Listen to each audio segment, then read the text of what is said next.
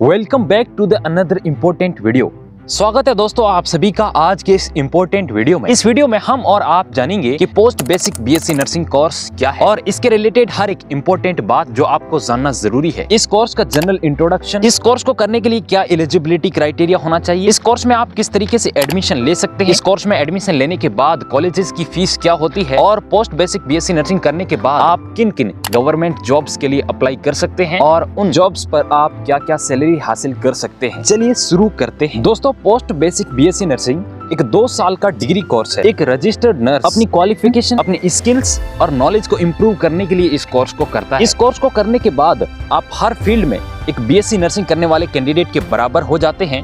फिर चाहे आप पीजी यानी एमएससी नर्सिंग करना चाहें या फिर आप किसी भी गवर्नमेंट जॉब के लिए अप्लाई करें, आप एक बीएससी नर्सिंग करने वाले कैंडिडेट के बराबर हो जाते हैं। पोस्ट बेसिक बीएससी नर्सिंग करने के लिए कंप्लीट एलिजिबिलिटी क्राइटेरिया की अगर बात करें तो आपने 12th क्लास पास आउट की हो और इसके बाद आपने जीएनएम का डिप्लोमा कोर्स कंप्लीट किया हो मिनिमम 50% मार्क्स के साथ, और इस कोर्स को कंप्लीट करने के बाद आप एक रजिस्टर्ड नर्स हो जिसकी मान्यता आपको स्टेट नर्सिंग काउंसिल या फिर आईएनसी यानी इंडियन नर्सिंग काउंसिल से प्राप्त हो, तभी आप इस कोर्स को कर सकते हैं। इस कोर्स को बॉयज और गर्ल्स दोनों कर सकते हैं। इसके बाद दोस्तों पोस्ट बेसिक बीएससी नर्सिंग करने के लिए अगर एज लिमिट की बात करें तो यहाँ आप किसी भी उम्र के हो, यहाँ पे कोई एज लिमिट नहीं है, आप इस कोर्स के लिए अप्लाई कर सकते हैं। इसके बाद दोस्तों पोस्ट बेसिक बीएससी नर्सिंग करने के लिए एडमिशन की बात कर लेते हैं तो यहाँ एडमिशन मेनली एंट्रेंस एग्जाम के थ्रू होता है। सेंट्रल लेवल और स्टेट लेवल दोनों तरीके के कॉलेज इस कोर्स को कराते हैं। सेंट्रल लेवल के टॉप कॉलेजेस की अगर बात करें तो यहाँ एम्स दिल्ली, सीएमसी यानी क्रिश्चियन मेडिकल कॉलेज वेल्लोर,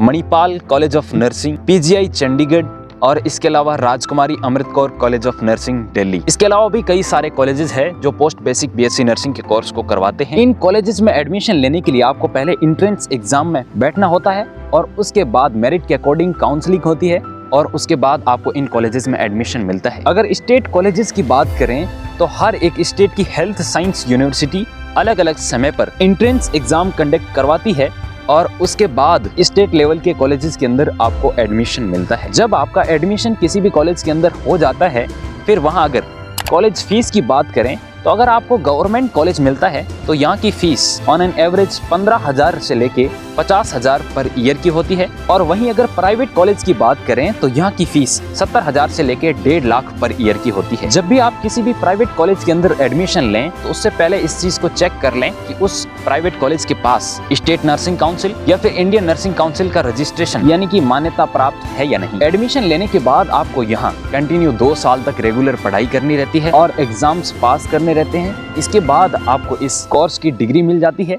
जब आप post basic BSc nursing complete कर लेते हैं उसके बाद अगर जॉब अपॉर्चुनिटीज की बात करें तो इस कोर्स को करने के बाद आप नंबर 1 स्टाफ नर्स जिसे नर्सिंग ऑफिसर कहा जाता है बन सकते हैं। इसके बाद आप किसी भी government hospital, private hospital, AIIMS, military और रेलवे के जितने भी हॉस्पिटल्स है वहां पर as a nursing officer job कर सकते हैं। नंबर 2 आप नर्सिंग ट्यूटर बन सकते हैं यानी कि नर्सिंग कॉलेजेस के अंदर आप पढ़ा सकते हैं। नंबर 3 CHO यानी कम्युनिटी हेल्थ ऑफिसर बन सकते हैं। नंबर 4 नर्सिंग सुपरिटेंडेंट बन सकते हैं यानी कि स्टाफ नर्स की एक टीम के ऊपर आप सुपरवाइजर बन सकते हैं।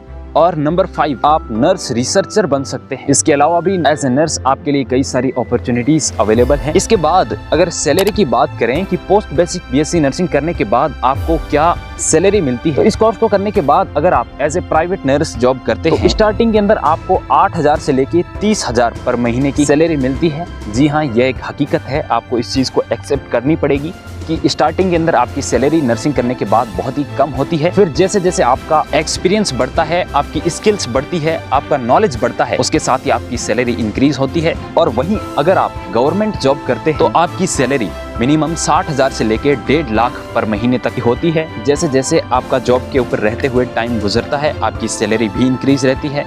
इस तरीके से दोस्तों पोस्ट बेसिक बीएससी नर्सिंग करने के लिए हर एक जरूरी बात जो आपको जाननी थी आपने जान ली है। दोस्तों आपका कोई भी दोस्त जो कि जीएनएम कर रहा है या फिर जीएनएम करने का प्लान बना रहा है या उसने जीएनएम कर ली है तो उस दोस्त के पास इस वीडियो को शेयर जरूर करें, इस वीडियो को लाइक जरूर करें। इसके बाद भी आपका कोई भी डाउट हो तो कमेंट बॉक्स में जरूर टाइप करें। धन्यवाद, जय Hind and best of luck for your career.